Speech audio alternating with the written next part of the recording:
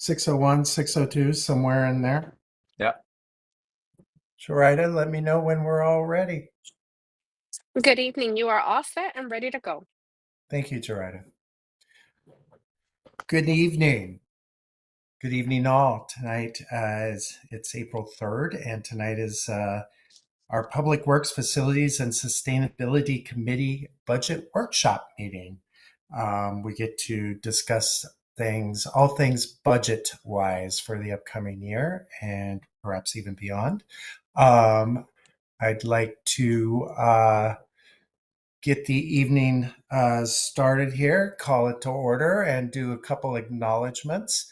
Let's see here. I want to make sure I get everybody here as I scroll through. So I'm just going to start with as I see you. So I see Councillor Anderson Blanks with us tonight, and I see Deputy Mayor Winograd, Councillor Tiffany McGinnis, I see Councillor Mark Zdanowicz, and then we have Town Manager Rick Ledwith. And let's see, who else do we have? I feel like I'm missing people or they're just moving around. So at this point, I'm going to have Director Phillips. Let's see, which I actually don't see unless he is the phone number that Mr. Phillips is here. Yep, he's on. His pictures okay. there. Well, I think I will have Mr. Phillips introduce staff there because I think there are a few folks that he has in the house. And Mr. Palmer, I see Mr. Palmer as well from facilities. We'll go ahead and get started, and we'll start with the approval of minutes. Do I have a motion for approval? So moved. And do we have a second? Second. Thank you, Councillor Zdanowicz. All those in favor say aye. Aye. All right, thank you. So we're going to jump right in and start talking about the budget, the proposed budget. And at this point, I think I'll go ahead and turn it over to Town Manager Rick Ledwith. Thank you, Mr. Chairman, and good evening, everyone. Great to see everyone. We're pleased to present the Plant Facilities and Sustainability Services budget, as well as the Public Works budgets. And as we all know, both departments do a lot and have a lot on their plates. Between the two, they manage 2.4 million square feet of buildings between the town and the schools. We maintain almost 220 miles of roads, 300 miles of sidewalks, 170 acres of parks and playgrounds, oversee our waste management townwide. Of course, we have our parking lot fund and our cemetery fund as well. And both directors and their respective teams do an outstanding job of managing all of this infrastructure. In addition, as we know, our public works team plays a critical role as first responders during emergencies, working alongside our police and fire to clear roadways, manage debris, and really ensuring the safety of our community. And in this morning's public safety committee meeting, we talked about the over 60 events that we support annually for our community throughout the year. And public works, in addition to police and fire, are very much an important part of that level of safety and support that we provide our residents. Our plant facilities department also oversees our advancing our sustainability efforts. And as we know, we were this year recognized with Sustainable CT Gold certification, making us one of only 6 communities in the state to achieve this distinction, and certainly reflects our continued dedication to environmental responsibility. So this evening, both directors will provide a summary of both their budgets and their operating budgets, as well as their CIP budgets. And I will turn through you, Mr. Chairman, turn things over to Mr. Palmer, who we will start at plant facilities, and then we'll go to Mr. Phillips. And John has Brooke Nelson here with him this evening. We also have our finance team led by Lisa Newton and Patty Lewis to assist as well. So through you, Mr. Chairman, I'll turn things over to Mr. Palmer. Thank you, Mr. Chairman and Mr. Ledwith. I'm Bob Palmer, I'm Director of Plant and Facility Services for the town and the Board of Ed. Our budget begins on page 12-1 of your budget book, if you want to turn to there. So as Mr. Ledwith mentioned, energy conservation and sustainability are high on our list and a focus of everything that we do. Besides the achieving gold level certification this year, we also have participated in an Eversource program that's called Strategic Energy Management. We're in the second year of a third year of doing that, which is helping us to strategize on energy conservation measures. It's focused on schools right now, but we can also apply that to the town buildings. So we're learning quite a bit about that and participating in a lot of webinars and other educational endeavors that are helping us to learn about better management of our buildings.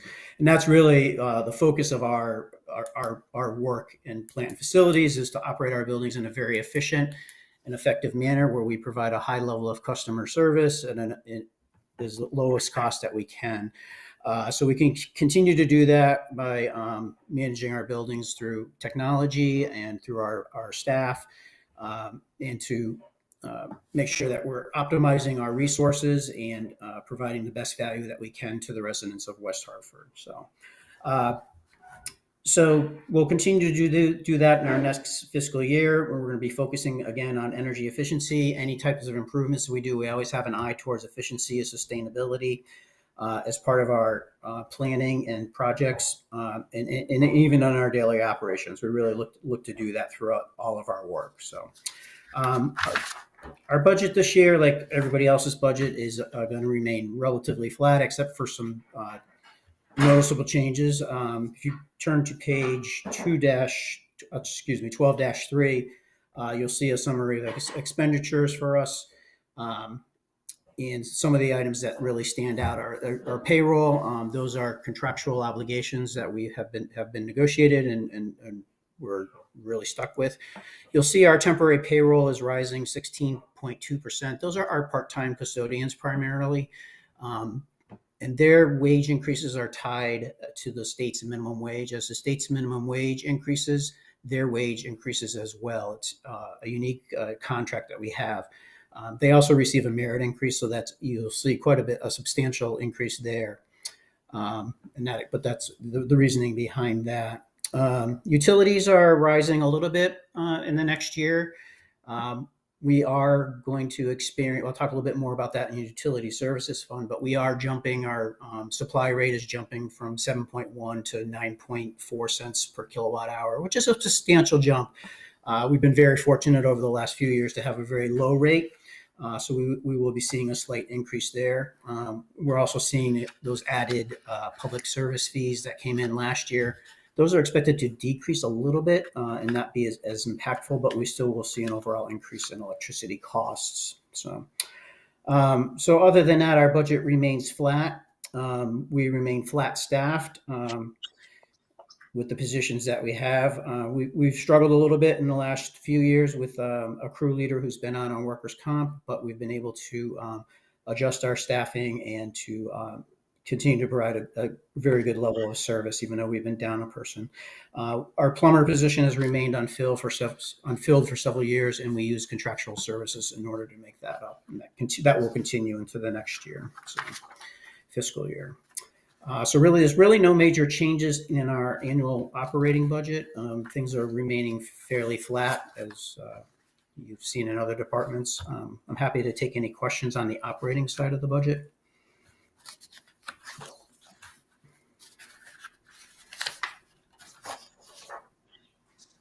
All right, hearing nothing. Barry, you're muted. So Sorry, thank you. I do have a quick question, and if anybody else has one, please let me know, and I'll let you go first, and then I don't see any, but I can also only see 6 of you at a time. So, no, Bob, I wanted to ask about the plumber contractual services. I see that here. How much of that total is for a plumber? So if it were a salaried position, what would that look like? So contracting out the plumbing, probably the hourly cost of a plumber is about $60 an hour for labor. An in-house plumber would be substantially less, around probably 35 to 40. But you have to look at the benefit load of that person too.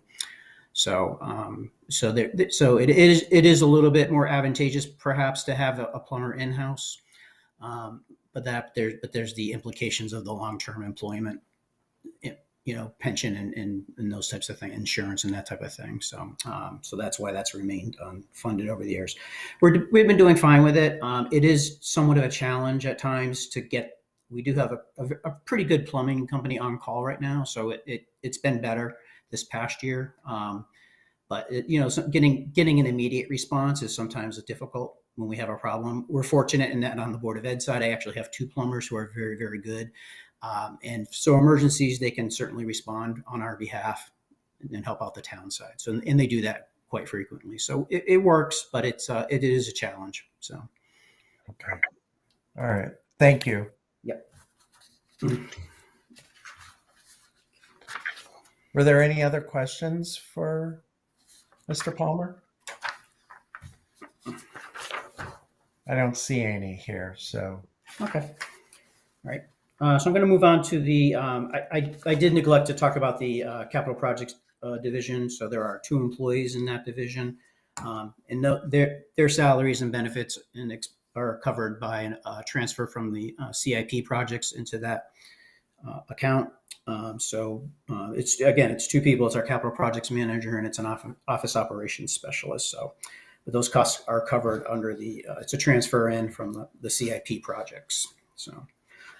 All right. If you go to page 12.8 is the utility services fund. So this is the fund that we use for our utility costs.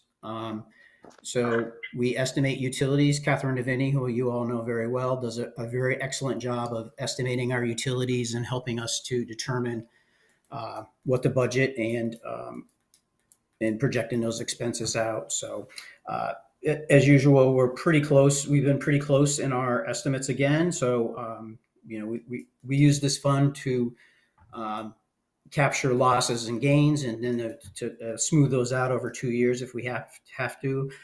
Again, we've been very good. We've had very good estimating over the last several years and steady pricing, despite some unknown charges coming at us from the utilities.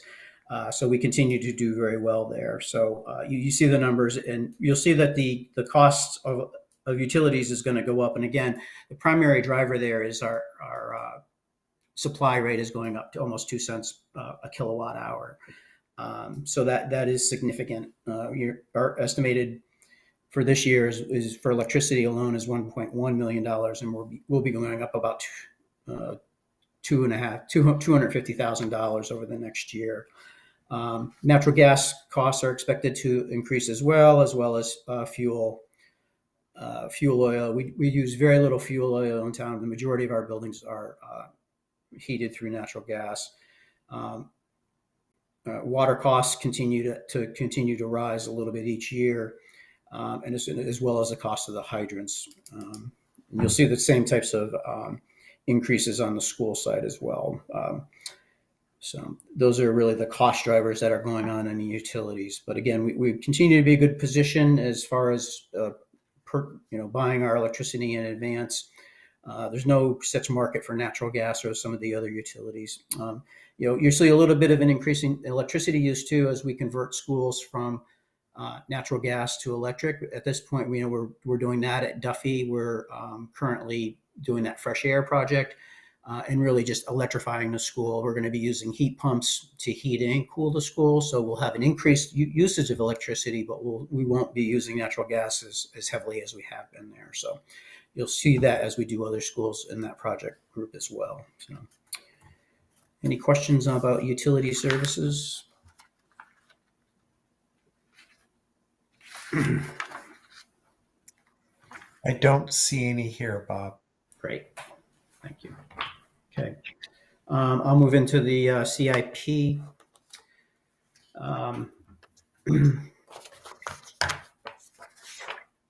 So the CIP for plant and facilities begins on page, if you're following along in your book, for year one, it starts in section 3-1. So I'll talk about both education and the town building improvements as well. I'll talk about education first. So our requests in this area have remained fairly flat. They're just adjusted slightly for inflation, about 3% per year is this modest increase that we're asking for. And our counts remain, our categories remain the same. Asbestos removal, that's used for incidental environmental issues associated with other projects. So if we do a flooring project, we will most likely have an asbestos abatement component to it, and we use the asbestos removal account to cover those costs. So exterior school building improvements cover roofs, masonry work, and various other exterior types of projects. Typically, we do one school roof per year. That's our goal, is to do at least part of one. So it's very difficult to do an entire school in 1 year. But so we do one big roof project every year. Heating and ventilation systems, we're looking at boilers and air conditioning, air handlers, those types of units to replace.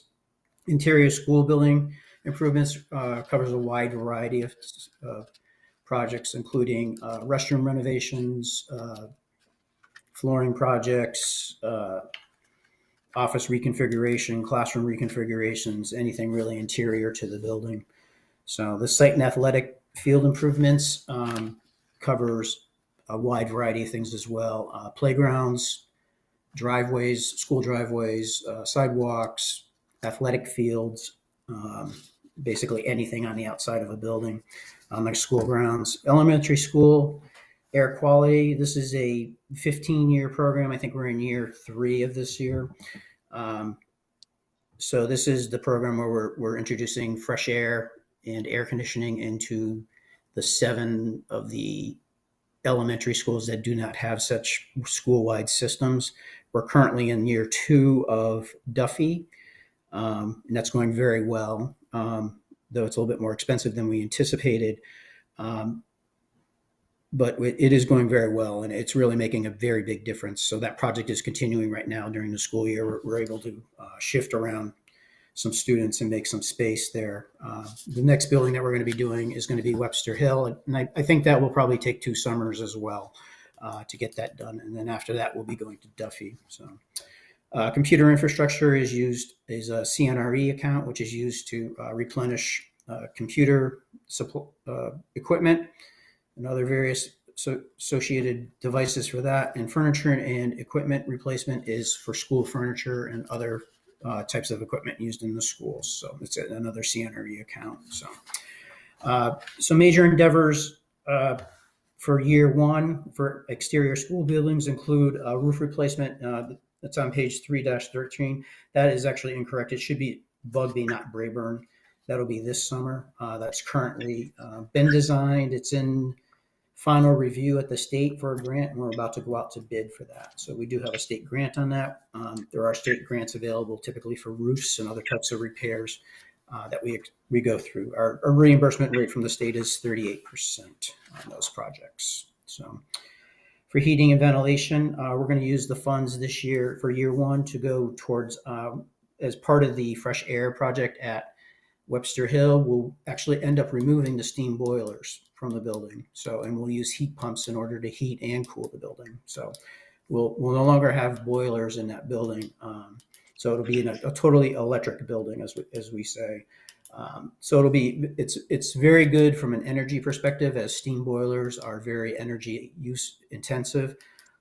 So the efficiency should be very good. We're looking forward to getting rid of one of the last buildings that has steam in it. So interior school building improvements, we're focusing on restroom renovations at Aiken. We have flooring replacements planned for King Philip and Woolkit. We also have some exterior door replacements at Sedgwick that we're planning on. Site and athletic improvements. The funding this year, the majority of the funding will go towards replacing the irrigation system at Hall High School.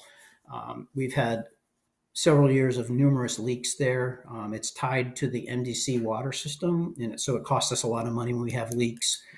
So we're going to replace the entire irrigation system. But the interesting thing about this is we're going to install wells there so that we're not tied into the MDC system anymore and not paying those prices for water. So as you might know, there's quite a bit of water underneath Hall High School. So it's very wet. So we should be able to tap that aquifer and utilize that right there for irrigation purposes. I talked about elementary air quality improvements again, and those will the next round of money will go for year one at Webster Hill. That's really it on year one for the schools. If you move down the list, we'll move into the town buildings. So the town building improvement account is about $1.9 million for fiscal 26. This is a very general account that we use for various different projects on the town side. It's used basically for all the projects on the town side, unless there's a large capital project. So the majority of the money for this fiscal 26 will be probably about $900,000 will be used for various improvements at the fire stations, including kitchen upgrades, upgrading of the sleeping quarters, some other general repairs as well, roof replacement at Fire Station 5 on Berkshire Road. So it's currently in design. We're coming close to finishing that up, and we'll be ready to go to bid once we have an approved amount. So other projects that we're looking at are some HVAC replacements at our Public Works facility. That will be a multi-year project of replacing units on that building. They're all at the end of their service life. We'll also be looking at renovating the kitchen associated with the town hall auditorium. It's in need of an overhaul and upgrade. It'll be more situated for caterers to come in and just warm their food, keep things warm, and then be able to provide service to an event in the auditorium. So those are the major projects for year one. So we also have town facilities paving that's used for maintenance of town parking lots. I'll continue to work with DPW and engineering on that, but our town hall parking lot certainly is probably on top of our list of needing to begin rehab. Probably be a multi-year project as well. The other big item that is in year one is the pre-construction services for the new Elmwood Community Center at $5 million. So this is money that will be used, what we call pre-construction. So this is going to be money that we're going to use to hire a construction manager for. We're going to use the money to hire a commissioning agent. We're going to those will be the two major costs within that group. So we've already hired the architect for that, which is GWWO.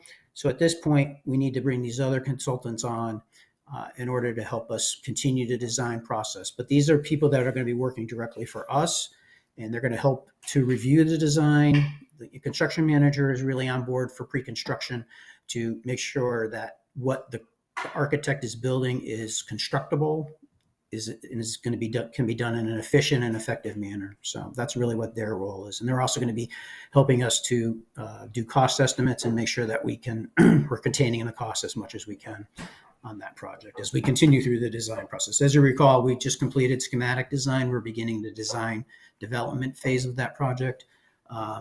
which is the next level of design. We're getting into some of the real good details, selecting HVAC systems and other types of things for the building. So it's time that we bring those folks on board for that. So that's year one. Do we have any questions on year one of the CIP? Let's see. No question, Councilor Walters. All right. I do not see any questions. Okay. All right. So for year two, for education, it really is a repeat of everything that we talked about. All the same categories of projects. The projects change a little bit. Year two, we'll be doing the roof at Brayburn.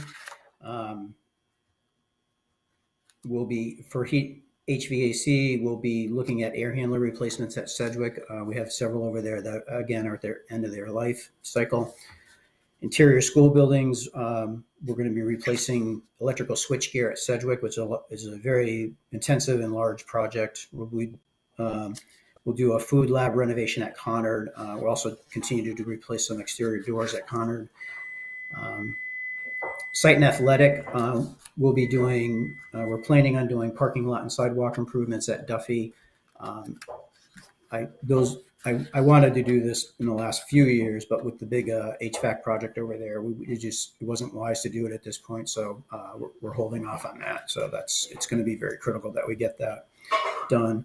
Elementary air will continue funding the Webster Hill project, but at the same time, we'll begin design of the Bugby project. So we'll use funding for both of those in that second year. Computer infrastructure remains the same. Furniture and equipment would be the same as well. The CNRE accounts. Town building improvements in the second year. The major project that we're looking at is the restroom modernization and accessibility improvements for Town Hall. So as you are well aware, the restrooms there date back to the mid 1980s. Was pre-ADA at that time. There are some accessibility features in those restrooms, but they don't meet the current code. And at this point, they're 40 years old. So it's time that we go back in and renovate those. We'll also, at that same project, take time to renovate the town hall lobby.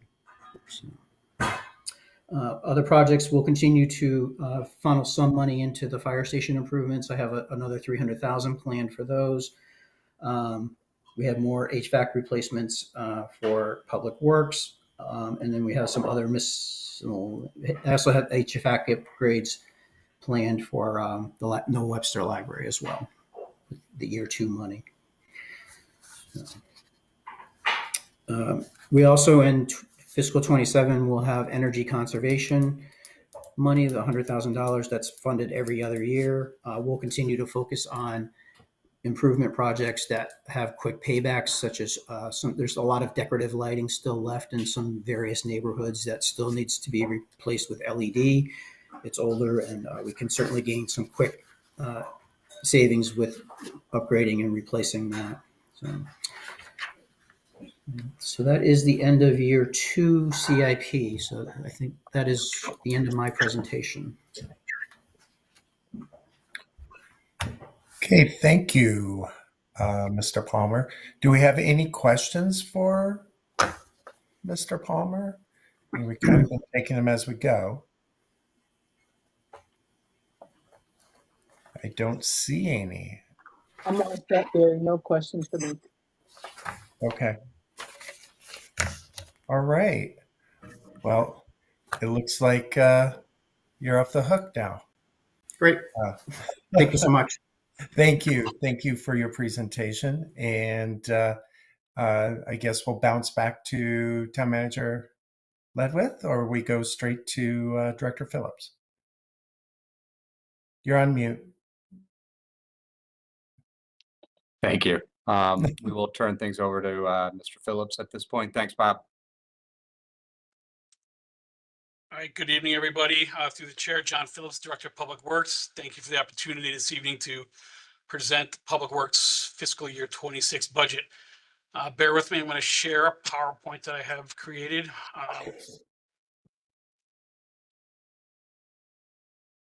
Can we see that? Yeah. Can we make it a little bigger? Let's see, how about, Yeah, put it into, yep, Yeah. there you go. How about that? not yet. No? Didn't change.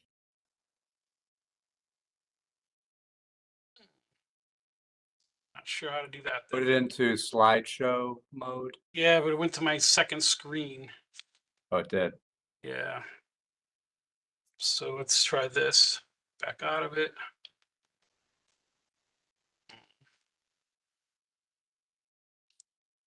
How about now? No, Now Nope. we just have your email. emails. Okay,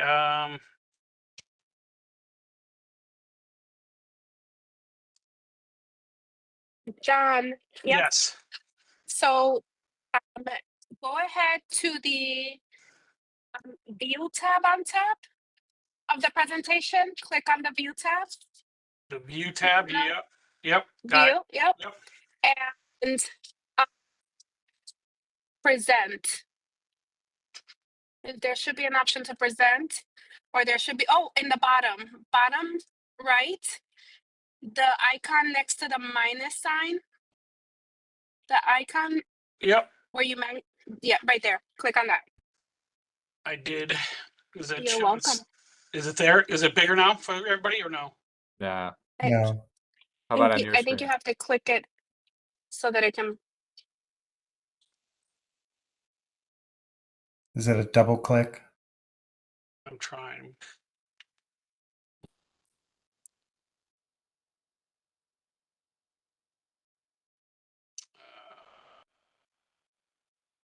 How about now? Yeah, that's better. Is that better? There you go. We're getting there. Okay. All right. Well, I'll get started. So first of all, a public works budget, it couldn't have happened without the work bottom to top of everybody involved in the organization.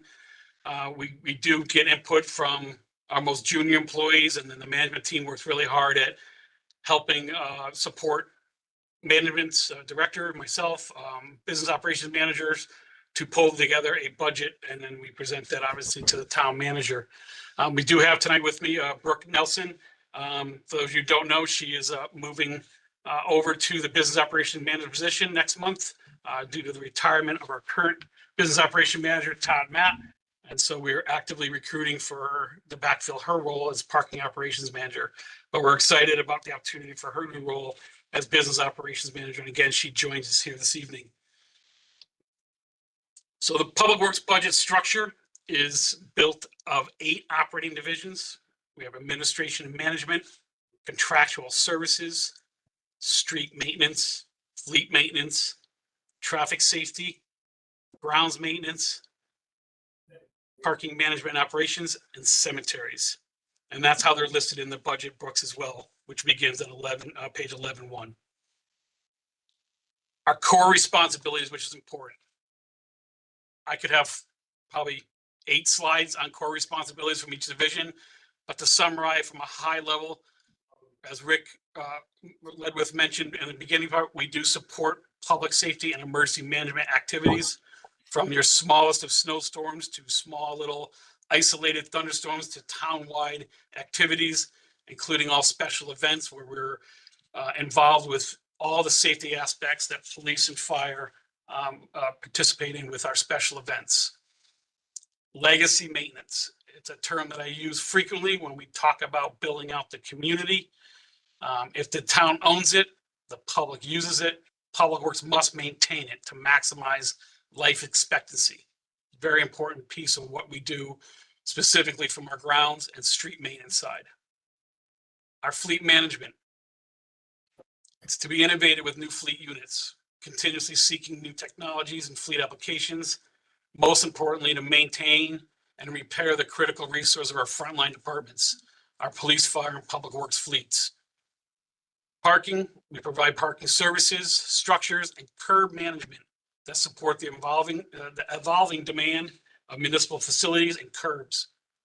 Cemeteries, providing the highest level of services for families in their most vulnerable moment and reflection in perpetuity.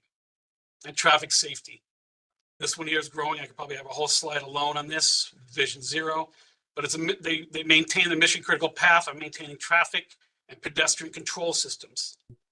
They're there to protect public works teams who work in harm's way, working on our roads every single day by providing work zone safety setups and maintaining signage. It's really our first line of safety to inform the motoring and pedestrian public.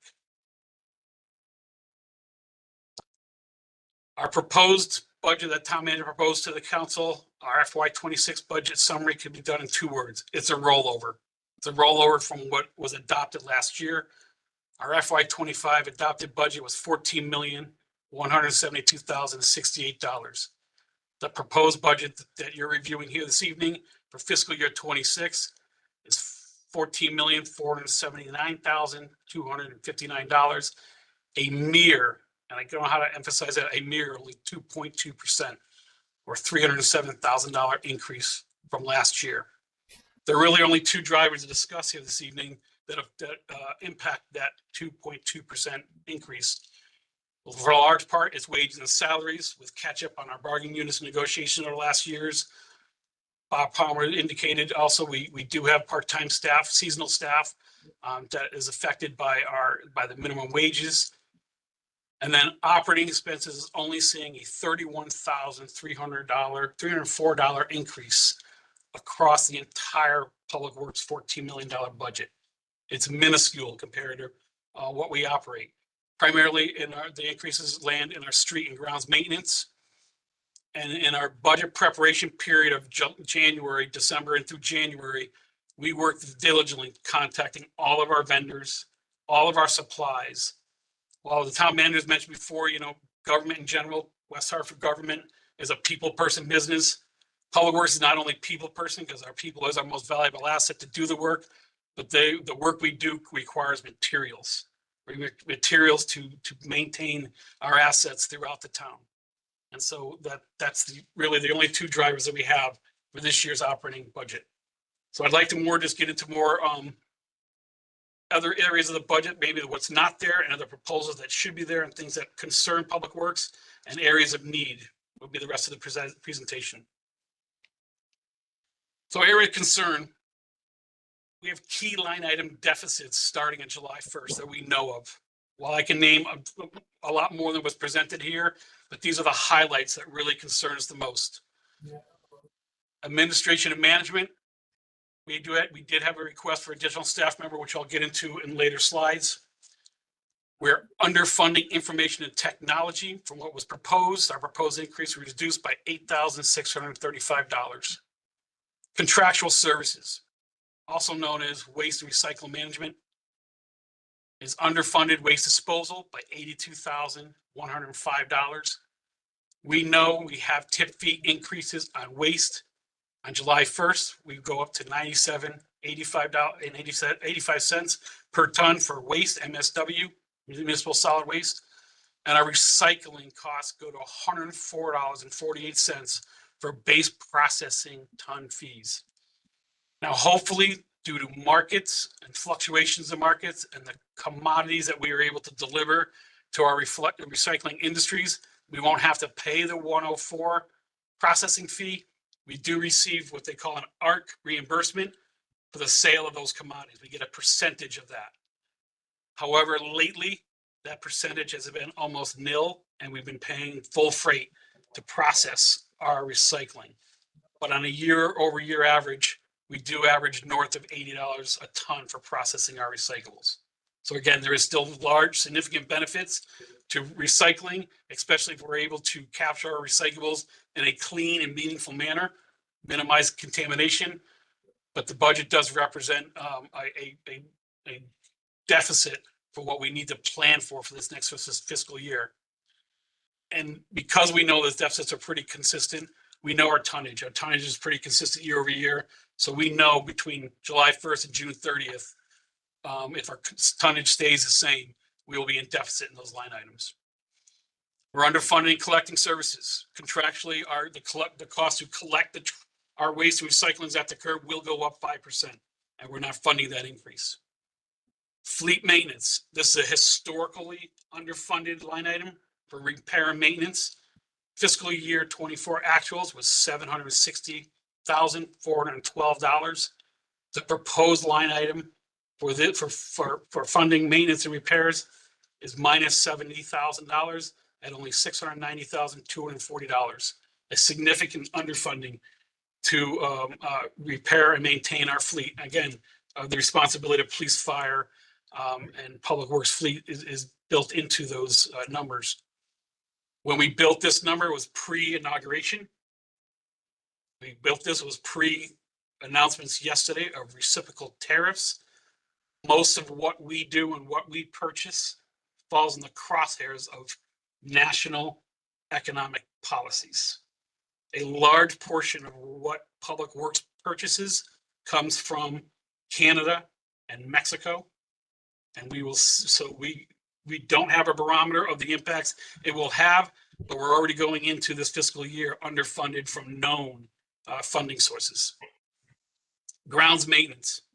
We're underfunding a particular line item called Integrated Pest Management. It's our IPM program.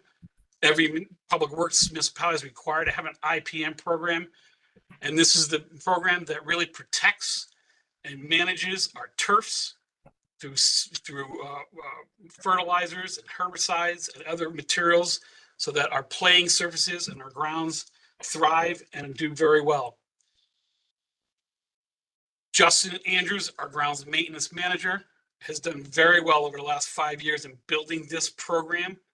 We have listened to our environmental enthusiast residents who I don't want to use the word pressure, who encourage us to think better and think differently on the way we manage our turf. We believe we have listened, and our integrated pest management program, we believe it meets environmental concerns while still maintaining a premier facility for use, whether it be athletic use, intramural, high school level, or just recreational passive use.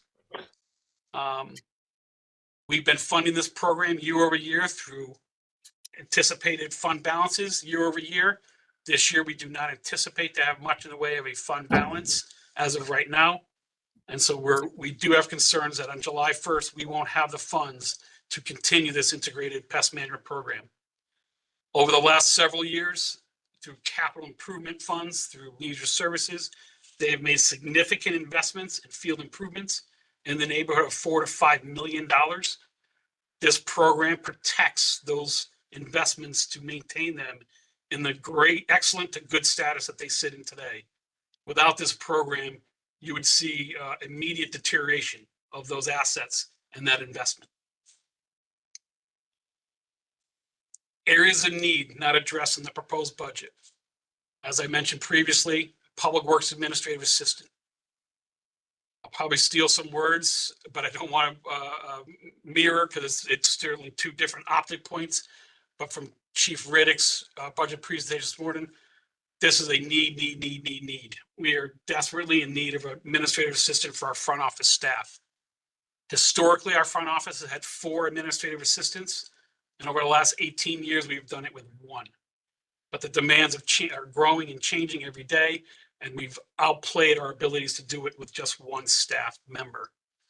If you probably have seen, we've had to take the extraordinary efforts to notify the public that when our staff member's not here, we need to just close our customer service office.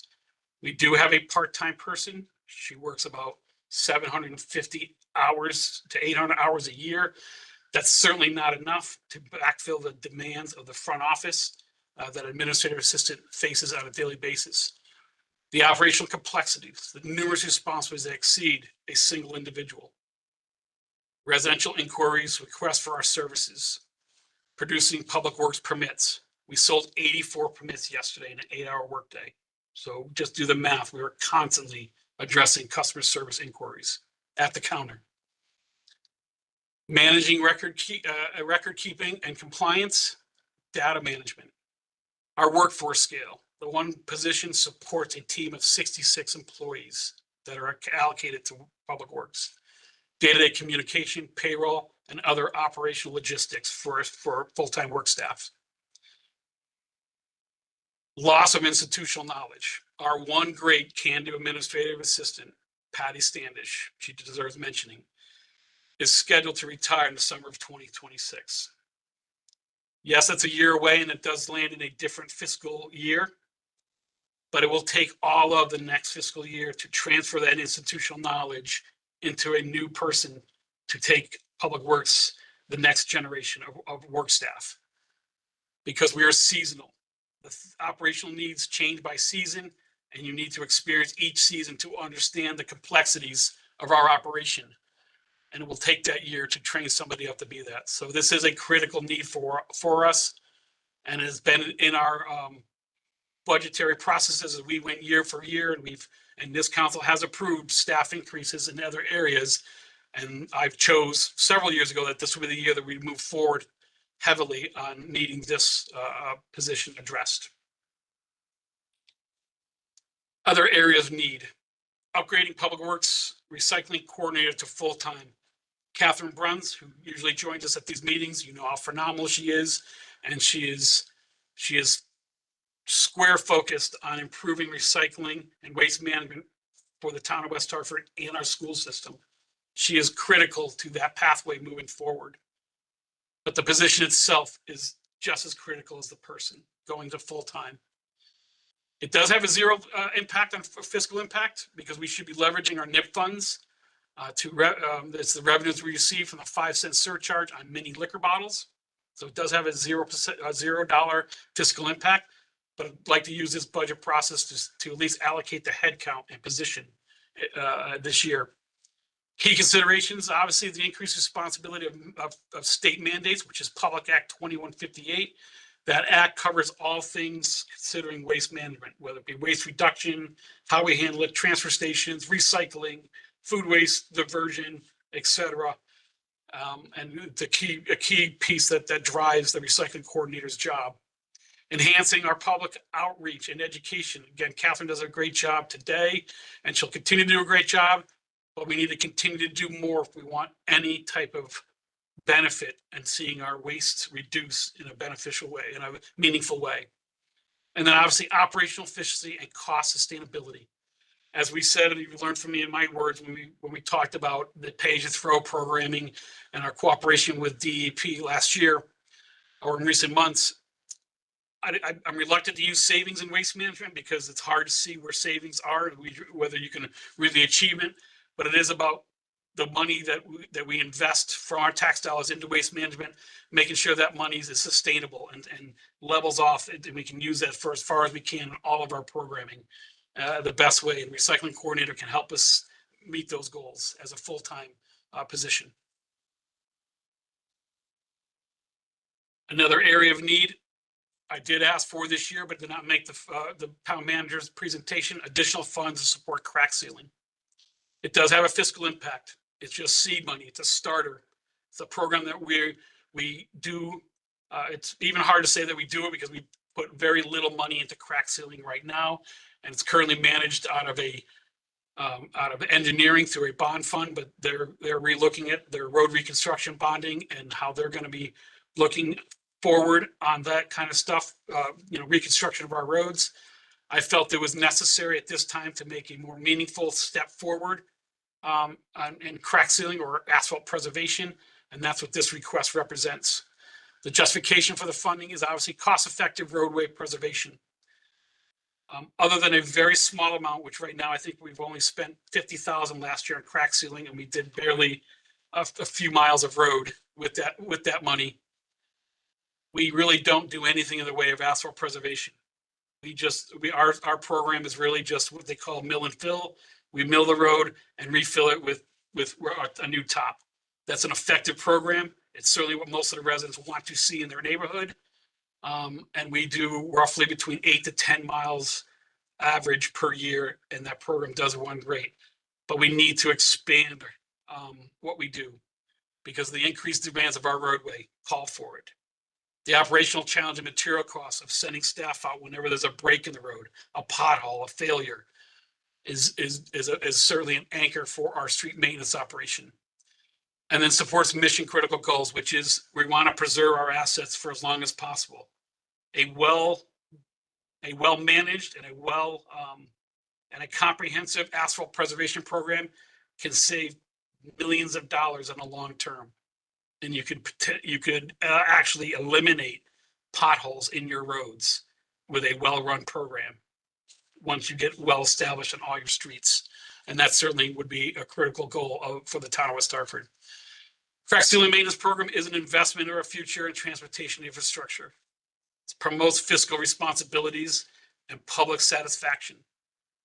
The area need will protect our roadways more effectively and reduce repair costs to meet expectations in our community. And believe me, we take the calls. The expectation of our community is high. And we're also evolving. Those expectations are changing, where expectations in years past always came from the driver. Those expectations are now coming from our bike population using our roads. And now we're hearing from our walking public who use our roads or sidewalks or our trail system. So the demand is increasing from points of contact that use our transportation system. This is my 18th budget for the town of West Hartford as your director. And historically, at time to time, the council through the town manager would ask for options, would ask for alternative ideas on what we can do to protect the finite use of our taxpayer dollars, maintain our priorities, which is typically board, education, public safety, and public works always comes in at a close third of that, or a distance third, but we're there. I have one for you for this evening. Again, not in the budget, but it is an alternative. And it's in material management. It helps us diversify our revenue source and not be 100% reliant on the finite taxes that we do receive to operate. It's a curbside waste collection permit. It's modeling the Bristol Public Works program, which has been in place for them for years. It's well received by the residents and also well received by the department itself that runs it. The basics of it, and we can get in more details if this is of interest. The residents would purchase a brown yard waste cart for $100. That purchase would include the first year of collection. In your out years, you would have to annually renew the subscription for $60. The waste materials will be limited to just the cart for operational efficiency and program sustainability. We've had the yard waste program since 2017. It's growing. We service over 5,800 brown carts to date. Every year, every month, we sell more carts. The program continues to grow, but that means we need more resources to collect the volume that is showing up at our curb. The positives, the public hears us. This material does not belong in our green waste carts with MSW. The public doesn't want to see a very much renewable, recyclable material sent to an incinerator or even further out, landfilling into another state. This material can be and should be source separated, collected, and properly recycled.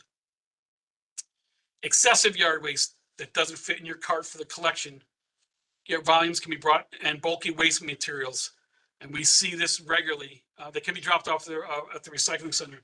We see regularly, on a regular basis, residents coming in with yard remodeling, full-size yew bushes, rhododendrons, just cut and restarts. Maybe a revamp of an entire landscape feature or front yard. Currently, all that material is dropped for free, but the expense to process it, transport it to the recycling industry for yard waste is growing. Every year it just continues to rise, and there is no expectation to level off, or you'll see those costs decrease. This program can be 100% cost recoverable. This program does not include the fall leaf collection program. Rules and policies would not change for fall leaves, and nor would there be a fee to collect the fall leaves in November and December as we currently operate.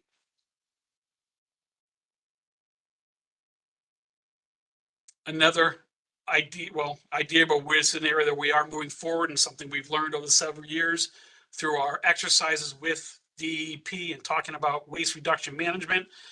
This is one of our Achilles heels from really moving forward on addressing our municipal solid waste at the curb. And that's developing our Material Solution Center, also known as a transfer station. It's the redevelopment of our current recycling center.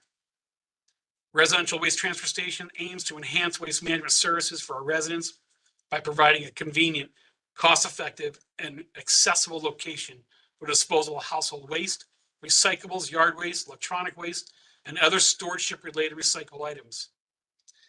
This facility will serve as a temporary storage site, efficiently routing materials to waste disposal and available recycling industries, thereby supporting the town's commitment to environmental stewardship. The Material Association will have operational costs. I want to stress this program can be cost recoverable if done right. Free drop-off for product stewardship programs and other select recycled materials. There would be a per ton fee for high costs of processing, transportation, and disposal of materials. We need staff, and we can also look at ways to enhance curbside programs through the Material Operations Center. And it is very much modeling after neighboring municipalities. So we're not reinventing the wheel here. It's actually going full circle from where Public Works was some 40 years ago, when we got out of the day-to-day operations of waste management and went contractual services. But things have evolved and brought us back to that place again where we need a facility to service a community the size that we have and the waste material that we do generate week over week. Our municipal parking enterprise operation. Again, this is for just discussion purposes after this budget process, but it's important because it is relevant to this budget as well as future budgets. The revenues do not support operation and maintenance needs of the operation. The staff hierarchy not evolving with the demand and growth of the center. Historically, we fund 2 police officers because they used to do the enforcement, ticket writing of overtime parking and other such. That's handled now with staff within parking operations. But as formed right now, the hierarchy is not sufficient for the current operation levels of a 7-day week and high demand operation. Parking fees are not reflecting the true value of the town's assets and services we provide to the center. And then most of you know that the retiring special service district tax is looming. So again, this is an opener to a discussion that we should have because it will impact this current budget with the construction of the South Road and Farmtown in the next 2 years and just future operations of this enterprise budget. A look into the future. Both our chiefs, Chief Priest and Chief Riddick, mentioned this in their presentation this morning. Public Works has a similar optic. We have concerns about meeting the growing demands of the community. We see it now, but we also see what's coming in the future. It's obvious to us, as it was with police and fire. The use and deterioration of our infrastructure and assets are increasing at an alarming rate. Impacts of climate change, waste material management, and safe streets for all are part of that use and deterioration. Staff safety is critically important, and I would prioritize it amongst all these other bullets. As Town Manager has indicated in other budget presentations, we are a people business. It takes good, high quality, highly skilled individuals to deliver the can-do spirit in this department. But the department is undersized. My colleagues across the state of Connecticut would be hard pressed to argue with me that West Hartford Public Works is not the smallest public works department per capita, per lane miles of road, sidewalks, and fields that we maintain. In 1990, we had a staff of 107 hardworking employees. In 2000, 10 years later, that shrunk in half. I was here in 1996 to see that cut happen in the golden handshake era. Rick remembers that. Jumping forward to 2025, we're staffed with 66 staff members. But a key point to look there, the direct reports for Public Works is only 56, which is more in line with what we had in 2000 numbers. We've only increased direct Public Works maintenance staff by 3 in the last 25 years. The other additional staff is we brought on a failing contractual service for our cemeteries. We brought that in-house.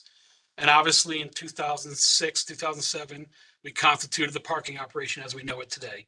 And that's where the 10 staff members come from for those two areas.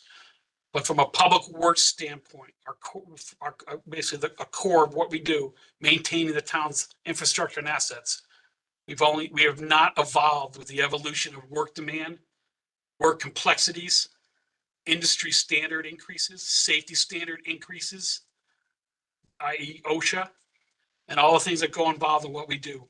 I probably said this at this committee before. It's not your grandfather's public works anymore.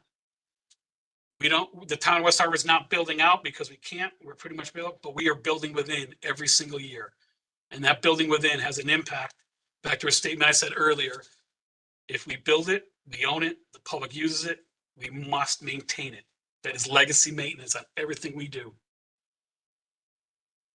We need to improve our ability to adopt asset management practices for better maintenance, better inventory of our assets and locations, accountability of those assets. We have millions of dollars of assets out there, and we continue to bring in more, especially with the additional work volume and work that we will be doing for Vision Zero. We bring in assets on a weekly basis of new materials that have to be built, constructed, and installed out in our infrastructure. We need to be accountable to those programs. And then career recruitment and retention. Probably similar to police and fire, although they have better educational mechanisms than a career in public works. Because of our downsizing in the 1990s to 2000, we were pretty flatlined in our job descriptions, meaning most of our job descriptions are generalist in natures. So our team are highly skilled, highly competent, but they complement each other to get all of our work done, really amplifying our can-do spirit that we do have down here. But that limits career opportunities. There limits ability to upwardly move within the profession of public works because of our size and the way our work hierarchy is structured. So that hurts with retention. We see in real time other companies taking our employees who have a better career workflow, and they're also paying better, private sector jobs or Eversource to be specific. So that concerns me as an industry of bringing in the next generation to fulfill some of our jobs, entry-level positions, laborers, learning the job, but working upward to maintainers, professional maintainer twos, crew leaders, our management team, and then who knows, maybe even directors someday. But those are the areas that looking in the future that do concern me as your director. So that's it for our presentation. Got to get back to my screen and unsave. Ooh.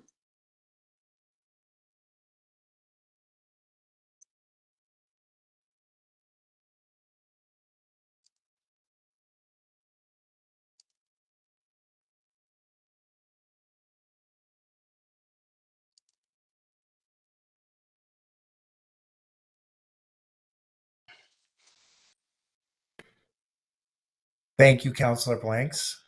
I apologize, but I think I fell off. I thank you, Director Phillips, for that presentation. I'm going to open up to questions, of which I'm sure there's probably going to be a couple. And I'll start. Well, I don't see any hands going up yet, so. Councilor Blanks is raising her hand. Yeah. Okay, Councilor Blanks. So, through you, Mr. Chair. Thank you, Mr. Phillips, for your presentation.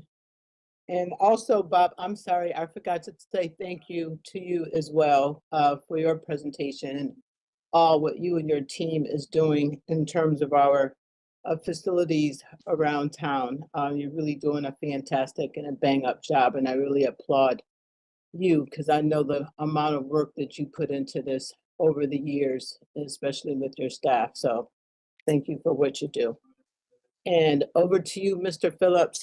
Thank you as well, and to your team And I know this is sort of like an ongoing conversation in terms of the budget presentation that you just delivered.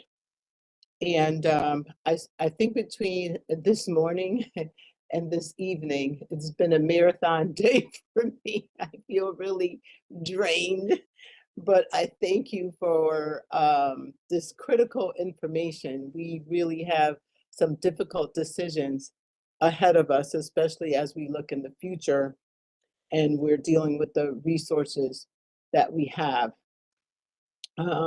It's really a daunting task, but it's something that has to be done. I just have a few questions, and one of it is around the parking and the enforcement. And if you could just elaborate a little on that, because I would imagine that can be quite challenging.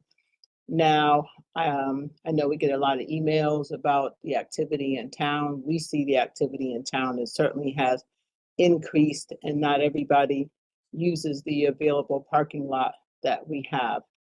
So just a quick question around that in terms of um, our enforcement and perhaps with the new app, how's that working? Just maybe if you can elaborate a little for me. I'll do my best to elaborate. But Brooke Nelson is here. She's certainly closer to all those issues that you just brought up than I am. So enforcement is, it's done by design. Probably maybe some of our longer tenured council members remember the complaints we used to receive on enforcement, the accusations of parking staff, or even when we were enforcing with our police officers some 18 years ago, waiting behind the tree for the meter to go red, back when we had single head meters. We think we've solved all of those issues where complaints are at a very, very bare minimum, if at all. And that's because of a time stamping system that the kiosks provide. Our parking monitors are multifaceted employees. They do a lot more than just parking enforcement by design. They represent the center and the business district as ambassadors. They're astute to operational needs to make sure that the tools to pay to park are working and functioning on a daily basis. They assist in the reservation of parking spots when spaces need to be taken out of line for a number of reasons, and that is almost a daily task, parking space reservation, because the people we support aren't just customers visiting the center, but they are the merchants and the business owners of the center who need that space for a variety of reasons. And so really, if I had to break it down, enforcement is 1/3 of the responsibility, but we do only have 3 people there for a 7-day-a-week operation. While we don't enforce on street on Sundays, we do enforce off street, the garages and the service parking lots on Sunday, because the atmosphere and the demand for those spaces don't change just because it's Sunday. In fact, the demand on Sunday is sometimes greater than what a Monday and Tuesday can provide. And so it's important that we maintain enforcement, because enforcement is only organic to the policies we have. We have a policy of pay to park. We have a policy we want cars to move off on the on-street spaces, so that one parking space in front of your store, as an example, can see 5 to 6 cars per day instead of just one. So it's an important role that they play, and a proud role of building that up over the last 18 years of how we operate it. The app that we just launched, it's used in real time. There was a news story just last night mentioned it. We do think it's getting use. Maybe Brooke can touch if she has a counter on it. I do not, but we know it's out there. We know people know it's out there, and it's giving real-time information on where parking is. Not whether it's available or not, but if your destination is Max Jewelers, Lutz Bond Jewelers or Max Restaurants, you can click on the destination and it will list the spaces to park. And if there is a restriction in there, like the construction of LaSalle Road, it puts that warning on there that you could expect delays or lack of parking in these areas because of an activity that's happening. And so it's early. I think its exposure is early in the sense of that a lot of people are using it, but it's there, and it's a tool that we think will grow in time in its use. I hope I've answered your questions. Yes, you have. Thank you. And I have a second question through you, Mr. Chair. and that is regarding the career recruitment and retention, because I know that's been challenging over the past few years. And when I look at your numbers, it really does sadden me because I know the state is experiencing that same type of thing. And what could we do, I guess, better? How can we prepare for the sustainability, especially when we begin to lose the institutional knowledge? And sometimes that institutional knowledge goes out the door before we get the younger. So we have that gap in time. And then how do we attract young people, or maybe young adults? Young people meaning kids coming out of high school, young adults meaning kids maybe in their 20s or 30s. How do we attract them to these professions, especially when we are competing against the more, what do I want to say, glossy types, if you will, in the office, and don't really have to get your hands on anything except the computer, maybe. Councilwoman Blanks, that's a fantastic question. And there's a lot to unpack there. But probably similar to Bob Palmer, it's the trades. It's an industry-wide issue throughout the trade industry. Public works is a unique trade. We're not a specific trade like an electrician, plumber, carpenter, HVAC technician. We're more of a universal trade where, you know, we're a lot of those skills into one, if you would. It starts with entry-level positioning. It starts with recruiting at the high school levels, right? Attracting through either tech schools or even R2 high schools for those non-college bound students, male or female. I think the industry has evolved with technology and OSHA requirements and just team approach and how we do everything. Very rarely are we doing singular work. We basically work in teams. So I think it's becoming a unisex trade. But it starts with entry-level positioning. But during that downsizing that West Hartford Public Works experienced in the 90s, we generalized our workflow and our job descriptions, and we basically eliminated any chance or hope of attracting a recent high school graduate or somebody who's just struggling, not college bound, but can find the skills to put to good use in a public works professional trade. And then we can develop them up through the ranks to become whatever they want within the industry. Public works professionalism is a very big and broad professional industry. You will certainly not get rich, but you'll have a high quality of life in this career. But it would take funding and maybe adding job level resources, entry level labor type positions to attract that person who has zero skills, but is competent and capable of learning the skill of a public works professional and to be successful in this career, whether it be West Hartford or they go on to another community for upward mobility purposes. Thank you. No more questions for me, Mr. Chair. I'm all set. You're still on mute, though. Seems to be a trend tonight. Thank you, Councilor Blanks. Do we have other questions, please? Councilor Zdanowitz. Thank you. Appreciate it. And thank you for the time for everyone. I had asked this question previously, John, and in a previous meeting, but I don't think you were in attendance. The parking enforcement versus revenue, and I know there's a deficit. How do we overcome that? So revenue's not taking care of all the parking enforcement, and I guess that particular department. Mm-hmm. So just wondering how we can fix that and bring that back to even, if not make money on that. Okay, so there's a couple of things there. First of all, by state statutes, we cannot use ticket revenues for operating expenses, including staffing, nor would we want to, even if there wasn't a statute. You don't want that quid pro quo that the enforcement team is working off an incentive to increase their pay or increase their next contract negotiation, if so to speak. So you want to keep that separate in two different pots, if you would. So the revenues that you receive from ticket enforcement is a collateral benefit to the general fund and not a direct benefit to the operation itself. Enforcement is solely for the purpose of enforcing our policies, no different than any law code that we have that police enforce or our code enforcement officers on the building side enforce on a daily basis.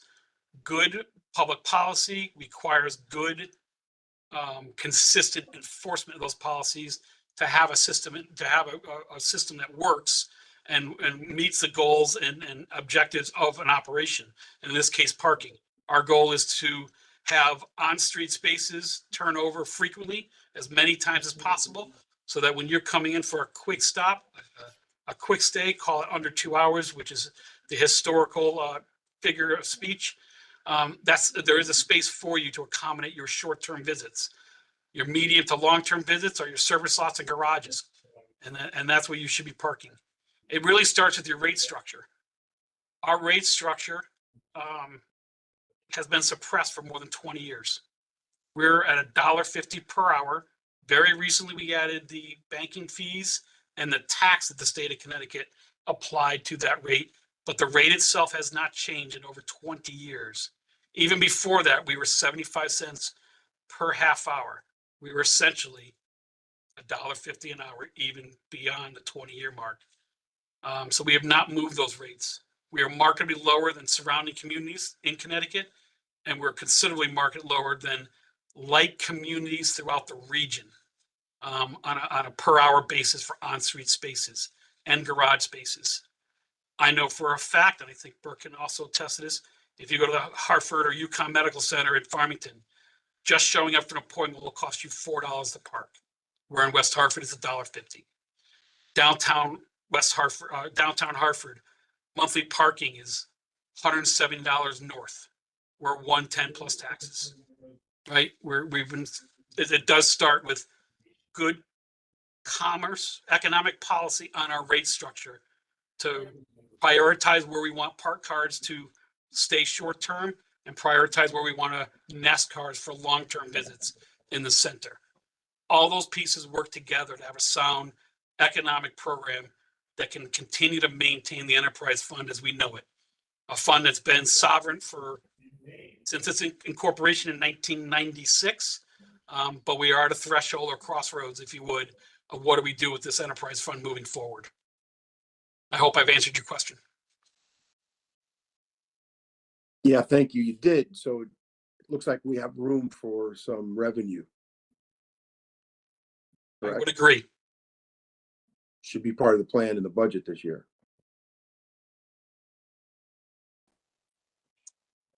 So it is, I mean, that's obviously a policy discussion through you, Mr. Chair. Something we certainly can continue that dialogue. It's also a year we're undergoing major reconstruction in the center. So certainly, I think that's, a consideration for all of us as we move forward. But yeah, certainly not having touched the rate for as long as we have, it is something that's, I think, on all of our radars, and we can continue that conversation over the next couple of weeks before we adopt. All right, thank you. Appreciate it. I'm all set. Thank you. Are there other questions, please? Through the chair, John Phillips.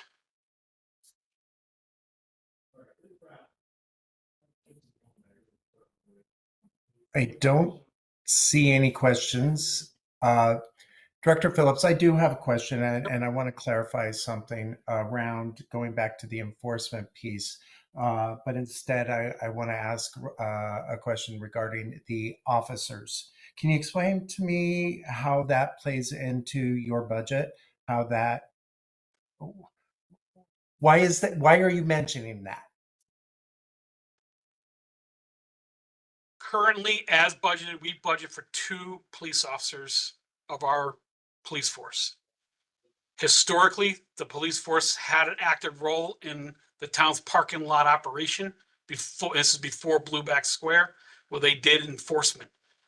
Once we developed the parking operation as we know it today, we negotiated with the bargaining unit. We carved out the enforcement of this center parking pieces, the meters, the service lots, and the garages, and hired our own parking monitors to manage that. but the police officers stayed within the parking budget from a funding perspective. The funding line item is north of $300,000. They have no direct benefit to the parking operation as we operate the parking operation today. And so I bring that up because I think those funds could help our bottom line, also allow us to maybe look at our work staffing hierarchy to better fulfill a 7-day-a-week operation with professionals and managing the parking operation, including a topic we talked about. We probably could add more enforcement to fill in some of the hours that we're just not even in town to enforce. Of course, the public doesn't know our shifts. We stay a little loose on that and we random. So the theory of a parking ticket still exists, and I think, and it shows in our revenues, because our revenues are strong at the meters and at all our pay stations. But we can certainly increase in that area. But the 2 officers are just really have a fiscal impact on the parking operation. So to be clear, Public Works is paying the salary of 2 officers without the original intent that they were paid for? The enterprise fund is, not Public Works. So to be clear, to be specific, the enterprise fund is. Now the police officers do have a beat. They walk the beat at West Hartford Center. But obviously that's not a direct impact on parking operations. Whether we had paid parking or not, the enterprise fund, I think we would still have beat officers in our center. Like we have officers that patrol Park Road and other business districts, either by patrol, bike, or foot patrols. Again, I don't know their entire hierarchy or workload. I'm just speaking on the direct relationship between funding the officers and the direct benefit to the parking enterprise operation. Correct. And I don't want to take away from the work that the police department is doing. So I just, funding wise, I wanted to make it clear what is going on. We also understand the sensitivity of the shift, because that would shift 2 full-time employees to the general fund.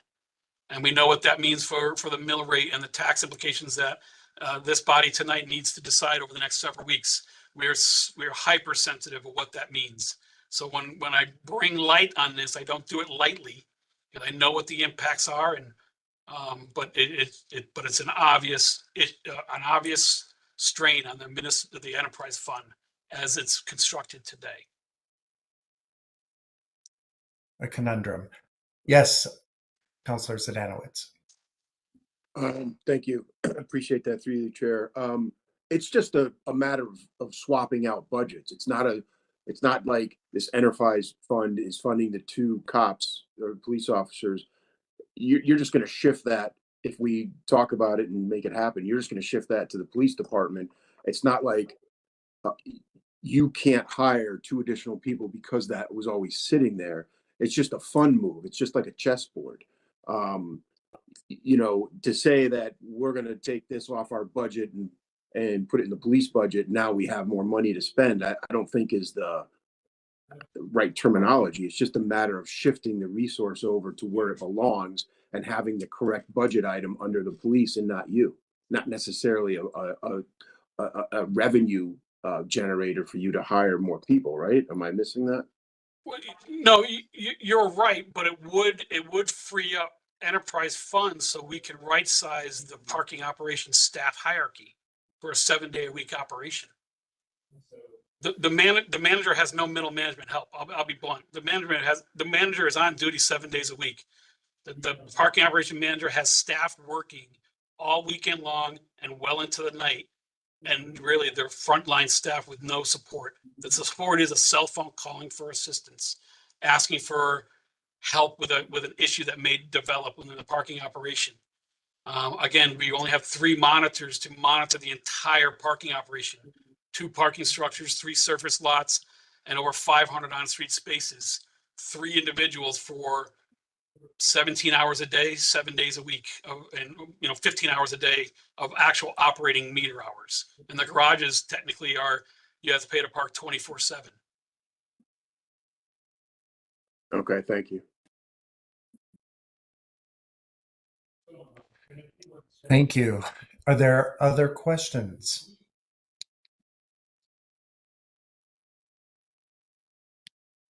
I see none. Well, again, thank you, Director Phillips. And I also want to say again, thank you to Director Palmer. It's very clear to me that this does not even meet a threshold of a needs budget. And I think that we do have some discussion to do as we go forward about things that have been mentioned, parking and the fund.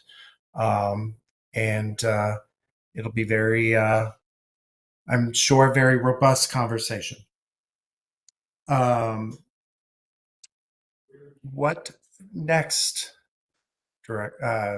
Manager Ledwin? That would conclude this evening's budget presentations, Mr. Chairman. And as you mentioned, we do have a lot to think about and process, and we have a couple of short weeks to do that in as we approach April 22nd. But that would conclude Public Works and Plant Services for this evening. Okay, so no communications. I think, as was said earlier in an earlier meeting, I think we've already communicated quite a bit tonight. And future agenda items, I think we've possibly discussed a couple of them already tonight. We did. So I will say thank you all for being here. Thank you to those who are watching from home or work or wherever tonight. And I appreciate you all. Do I have a motion to adjourn? Do we need a motion to adjourn? Oh, so moved. All right. Second. Thank you. And everyone who wishes to adjourn, say aye. Aye. All right. Thank you again. Good night. Thanks, everyone. Have a good night.